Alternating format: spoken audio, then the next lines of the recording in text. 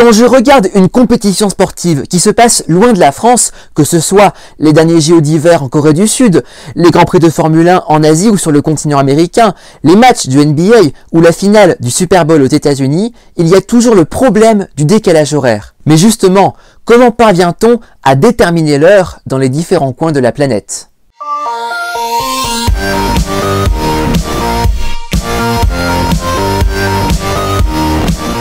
Pour mesurer l'heure, on place les territoires dans différents espaces qu'on appelle les fuseaux horaires. Selon la définition communément acceptée, un fuseau horaire est une zone de l'espace terrestre dans laquelle on observe une heure uniforme.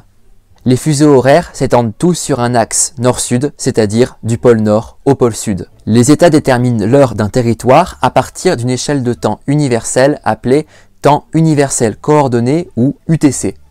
Historiquement, les hommes ne se servaient pas des fuseaux horaires pour mesurer le temps, mais de la position du soleil dans le ciel, on appelait ça l'heure solaire. Mais avec les grandes découvertes, les progrès réalisés dans le domaine des transports, maritimes, ferroviaires, etc., et plus globalement dans le cadre de la révolution industrielle au XIXe siècle commencée en Grande-Bretagne, s'est imposée la nécessité d'uniformiser le temps. Dès la fin du XVIIe siècle, en 1675, pour aider les marins à déterminer leur longitude en mer, l'Observatoire royal de Greenwich crée le temps moyen de Greenwich ou GMT. Le GMT fut officiellement adopté comme heure légale en Grande-Bretagne en 1880. En 1847, à l'aide de chronomètres synchronisés, les chemins de fer britanniques instaurent la première zone possédant un temps uniforme au monde. En 1858, le mathématicien italien Filopanti propose la création de fuseaux horaires centrés sur des méridiens déterminés. S'inspirant de ses travaux, l'ingénieur et géographe canadien Fleming propose en 1876 un système de fuseaux horaires avec le fuseau du méridien de Greenwich comme heure de référence, la ligne de changement de date au niveau de l'antiméridien de Greenwich, c'est-à-dire à 180 degrés, et la division de la Terre en 24 fuseaux horaires de taille identique. En 1884, la conférence internationale du méridien organisée à Washington entérine le partage du globe terrestre en 24 fuseaux horaires et choisit le méridien de Greenwich à Londres comme méridien international de référence ou méridien zéro. Le monde entier utilise désormais le GMT. Ainsi par exemple, Paris, qui se trouve dans le fuseau GMT plus 1, a 1 heure d'avance sur le fuseau du méridien de Greenwich, tandis que New York, qui se trouve dans le fuseau horaire GMT-5, a 5 heures de retard sur Londres et 6 heures de retard sur Paris. Ainsi, lorsqu'il est midi à Londres, il est 13 heures à Paris et seulement 7 heures du matin à New York.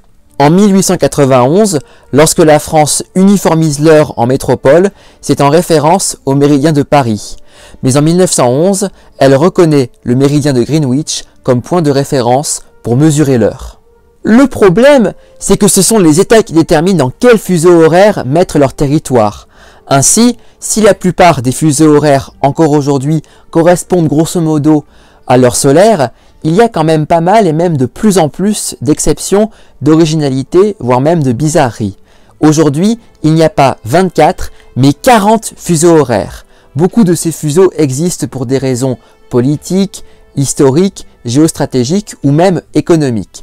Voici quelques exemples. Sans surprise, la Russie est le pays traversé par le plus grand nombre de fuseaux horaires, 11 au total.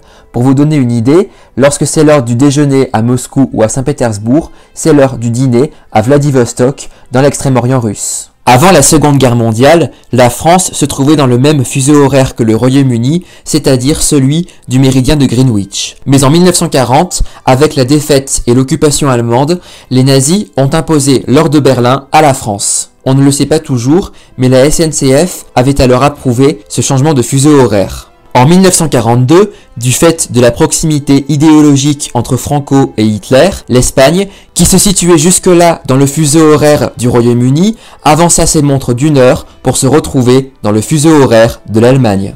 Ce qui est également intéressant à savoir, c'est que durant le conflit, le Royaume-Uni avança également ses montres d'1 heure pour mieux coordonner ses efforts de guerre contre l'Allemagne. Mais une fois la victoire acquise en 1945, les Britanniques sont revenus à leur fuseau horaire d'origine, celui de Greenwich. Mais aujourd'hui encore, la France, comme l'Espagne, se trouve dans le fuseau horaire GMT+1, celui de l'Allemagne, ainsi que de la plupart des pays d'Europe centrale. Cependant, en 2013, alors que l'Espagne était confrontée à une grave crise économique, le gouvernement de Madrid a proposé de revenir au fuseau horaire de Greenwich.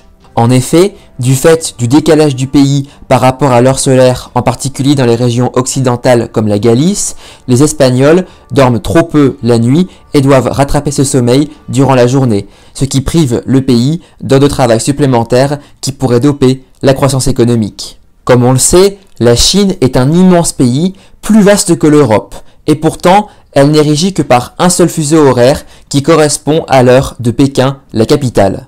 C'est parce qu'en 1949, les communistes, qui venaient d'arriver au pouvoir suite à une guerre civile, considéraient qu'il serait plus facile de contrôler l'immense territoire chinois en le soumettant à un seul fuseau horaire. Le résultat est qu'à certains moments de la journée, alors que toute la Chine est censée connaître la même heure, certaines parties du territoire de l'Empire du Milieu sont toujours dans le jour, tandis que d'autres sont déjà tombées dans la nuit.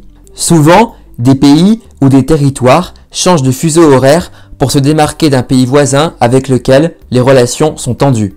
Suite à son annexion par la Russie en 2014, la péninsule de Crimée, pour marquer définitivement son détachement de l'Ukraine, est passée du fuseau horaire de Kiev à celui de Moscou. Même chose pour les rebelles pro-russes dans le Donbass, à l'est de l'Ukraine.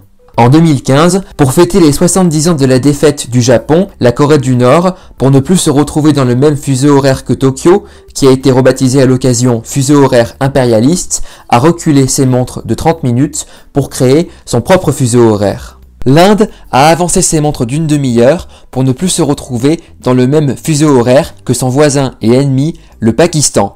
Autre cas intéressant, l'immense océan Pacifique, situé à l'opposé de l'Europe, est traversé en son sein par la ligne de changement de date. Quand on regarde une carte du monde centrée sur le Pacifique, on se rend compte que les États-Unis avec l'Alaska et la Russie avec la Sibérie se font face géographiquement. Au cœur du détroit de Bering, qui sépare l'Asie de l'Amérique de moins de 100 km, se trouvent deux petites îles voisines, les îles Diomède. Or, la petite Diomède située à l'est est contrôlée par les États-Unis, tandis que la grande Diomède située à l'ouest est contrôlée par la Russie. Cela explique pourquoi la ligne de changement de date sépare les deux îles. Il y a ainsi 21 heures de décalage horaire entre les deux îles Diomède, ce qui fait que lorsqu'il est dimanche sur la petite Diomède américaine, il est déjà lundi sur la grande Diomède russe. Aujourd'hui, le tracé de la ligne de changement de date ne correspond plus vraiment à celui du méridien 180 degrés. Et pour cause, de nombreux États insulaires du Pacifique sont coupés en deux par ce méridien. Fin 2011, les îles Samoa ont fait littéralement un bond de 24 heures dans le futur, ce qui fait que cet archipel polynésien n'a jamais connu la journée du 30 décembre 2011. Il est ainsi passé directement du 29 au 31 décembre. Ce changement d'heure radical s'explique avant tout pour des raisons économiques. Les principaux partenaires commerciaux des îles Samoa, l'Australie, la Nouvelle-Zélande, la Chine ou encore Singapour, se situant tous à l'ouest de la ligne de changement de date. De plus, près de 200 000 personnes originaires des Samoa vivent en Australie et en Nouvelle-Zélande. Dernier cas intéressant, celui de l'archipel des îles Kiribati. Jusqu'en 1995, les îles Kiribati se situaient de part et d'autre de la ligne de changement de date. Pour régler ce problème, ont été créés deux nouveaux fuseaux horaires situés respectivement 13 heures et 14 heures en avance sur le fuseau du méridien de Greenwich. Cela explique pourquoi Christmas Island, littéralement l'île de Noël, située tout à l'est de l'archipel des Kiribati, est toujours le premier endroit au monde à célébrer le Nouvel An. Vous trouvez tout ça extrêmement compliqué ? Je suis d'accord avec vous. Mais il y a pire, car il y a maintenant pas mal de décennies, certains esprits lumineux ont décrété qu'il fallait 2 fois par an effectuer un changement d'heure pour passer de ce qu'on appelle l'heure d'été à l'heure d'hiver et vice-versa. Encore de nos jours, ce système décrié est surtout utilisé dans les régions tempérées dans le but de juguler les variations saisonnières de luminosité, mais aussi et surtout pour économiser de l'énergie, ce qui n'est pas vraiment prouvé. C'est Benjamin Franklin, l'inventeur du paratonnerre qui, en 1784, évoque le premier, la possibilité de décaler les horaires pour économiser de l'énergie. Mais ce n'est qu'au XXe siècle que l'idée est adoptée par plusieurs pays occidentaux, rendu obligatoire dans l'Union européenne dans les années 80, mais abandonné récemment par des États comme la Russie ou la Chine. Aujourd'hui, la majorité des pays dans le monde gardent la même heure toute l'année. Mais ce que je trouve encore plus hallucinant, c'est que dans certains pays, on applique le changement d'heure que dans certaines parties du territoire. L'Islande est pratiquement le seul pays européen à conserver la même heure toute l'année. Sur les 50 États américains, seuls 2 ne pratiquent pas le changement d'heure et conservent donc la même heure toute l'année, Hawaï et sur le continent, l'Arizona, à l'exception d'une partie du territoire contrôlé par les Amérindiens Navajo. Lorsque c'est l'heure d'hiver, l'Arizona se trouve dans le fuseau horaire des montagnes rocheuses. Quand c'est l'heure d'été, l'État du Grand Canyon se trouve dans le même fuseau horaire que la Californie. Au Canada voisin, c'est la province du Saskatchewan qui est la seule à ne pas pratiquer le changement d'heure. Au Mexique, l'État de Quintana Roo, où se trouve notamment la ville de Cancún dans la péninsule du Yucatan, est l'un des 2 seuls États mexicains à ne pas pratiquer le changement d'heure. Dans des États décentralisés, au régime fédéral, certains territoires choisissent d'utiliser le changement d'heure alors que d'autres préfèrent garder la même heure toute l'année. Au Brésil, les États situés plutôt au sud, plus proches du tropique du Capricorne ou dans des régions au climat plus tempéré, appliquent le changement d'heure. Alors que les États situés plus au nord, plus proches de la forêt amazonienne et de la ligne de l'équateur, gardent toujours la même heure toute l'année. Même chose en Australie, où ce sont les États plutôt situés au sud-est de l'île continent qui appliquent le changement d'heure, ce qui n'est pas le cas des autres États et territoires. Durant l'heure d'hiver, l'Australie est traversée par 3 fuseaux horaires, mais ce chiffre monte à 5 lors du passage à l'heure d'été.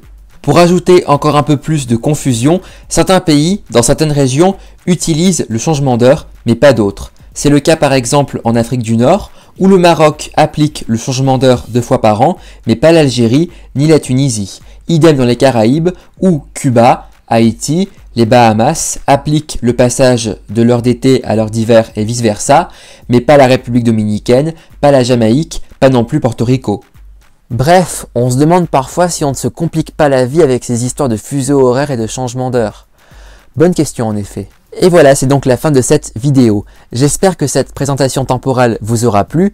N'oubliez pas d'aimer et de partager cette vidéo, de vous abonner à ma chaîne YouTube et retrouvez-moi sur Facebook, Instagram et Snapchat. Je vous dis à bientôt pour une nouvelle vidéo. Salut les amis!